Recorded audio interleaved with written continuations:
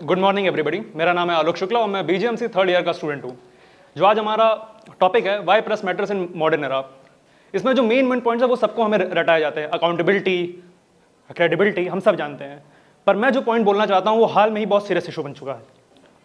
हाल में ही छत्तीसगढ़ के एक जर्नलिस्ट मुकेश चंद्राकर एक रोड को लेकर उसका करप्शन एक्सपोज करते हैं, जिसमें उनके कॉन्ट्रैक्टर और वहाँ के एमएलए का वो नाम आता है। उनका हाल क्या होता है? उनकी डेड बॉडी एक सेप्टिंग टैंक में पाई जाती है जहां पर उनकी 20 से भी ज्यादा हड्डियां टूटी होती हैं। दूसरा, उत्तरकाशी के एक जर्नलिस्ट राजीव प्रताप एक गवर्नमेंट हॉस्पिटल का करप्शन एक्सपोज करते हैं कि वहां पे कितना ज्यादा करप्शन चल रहा होता है, ओपीडी वहां पे टाइम से नहीं हो रही होती है, बहुत सारी चीजें होती हैं। उनका हाल क्या होता है? उनकी लाश एक डैम में पाई जाती है उनके कार के साथ, और यह बताया जाता है कि वो नशे में थे। प्रेस हमें यह चीज की सेफ्टी देती है क्योंकि हमें आर्टिकल्स एक दिन बाद जाते हैं, प्लस हमें बाईलाइन नहीं आती है। ये मैंने एक प्रैक्टिकल एक्सपीरियंस किया है। मैं टाइम्स में था तो वहाँ पे मैंने एक स्टोरी करी थी जहाँ पे मुझे बिजली विभाग की जो कटौती चल रही थी उस पर मैंने एक स्टोरी करी थी। तो उसमें मेरा नाम नहीं लिया गया था। मैंने कई सारे लोगों का पॉइंट ऑफ व्यू डाला था। मैंने सर का भी पॉइंट ऑफ व्यू डाला कि अलग अलग जगह से अलग अलग लोगों को मैंने उठाया और मैंने वहाँ पर डाला कि इतने इतने घंटे यहाँ पर लाइट नहीं आ रही है, बल्कि जो बिजली विभाग है वो क्लेम कर रहा है कि चीज़ें सही चल रही हैं। मेरी उसमें बाईलाइन नहीं दी गई। मुझे काफ़ी दुख हुआ कि इतनी बड़ी मेरी स्टोरी थी और उसमें मेरी बाईलाइन चली गई। मैंने अपने एडिटर से बात की, तब उन्होंने बहुत हंसते हुए वो मुझसे कहा कि बेटा तुम्हारा ऐसी तैसी हो जाती अगर तुम्हारा इसमें नाम आ जाता। तो डिजिटल मीडिया कहीं ये इंश्योर हमें नहीं करती सेफ्टी, क्योंकि आपका फेस डायरेक्ट वहाँ पे शो हो रहा होता है और अगर आपका चेहरा लोगों को दिख गया तो आपकी पर्सनल डिटेल्स निकालना बहुत ही आसानी से आपका नंबर, कॉन्टैक्ट नंबर, आपका एड्रेस निकाला जा सकता है, आपको ट्रैक किया जा सकता है। प्रेस इस चीज़ को इंश्योर करता है।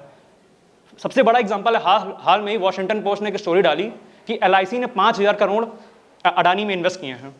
ये स्टोरी किसने डाली? वॉशिंगटन पोस्ट में।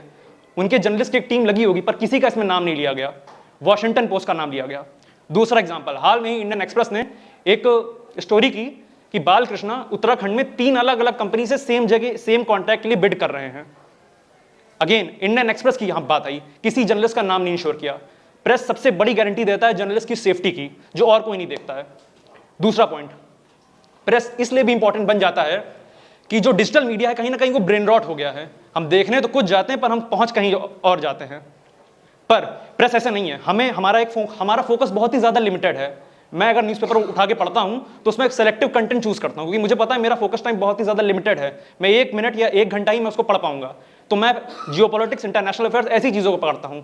लेकिन अगर मैं वहीं इंस्टाग्राम में, यूट्यूब पर जाता हूं तो मैं जाता तो किसी और चीज़ के लिए, लेकिन मैं पहुंच में एंटरटेनमेंट की न्यूज़ के लिए चला जाता हूं। क्यों? क्योंकि वहां हम बहुत ही ईजिली कंटेंट ऑब्जॉर्व कर रहे होते हैं। दूसरी बात आती है हमारी अकाउंटेबिलिटी और क्रेडिबिलिटी की। हाल में ही ऑपरेशन सिंदूर हुआ। हमारी मेन स्ट्रीम मीडिया ने यह तय कर दिया कि भाई इंडिया पाकिस्तान पे विजय प्राप्त कर चुका है, लाहौर हमारे कब्जे में आ गया है। मेन स्ट्रीम मीडिया ने यह चीज़ पूरी सेट कर दी थी। पर क्या ऐसा था? क्या अब वो वीडियोज़ उनके चैनल्स में आपको मिलेंगे? बिल्कुल नहीं मिलेंगे। क्यों? क्योंकि वो डिजिटली डिलीट कर दिए गए हैं। प्रेस इस चीज़ को इंश्योर करती है। नेशनल आर्काइव ये गारंटी करती है कि आपका हर एक न्यूज़पेपर की कॉपी उनके पास हो, ताकि फ्यूचर में उस चीज़ को कलेक्ट कर दिया जाए।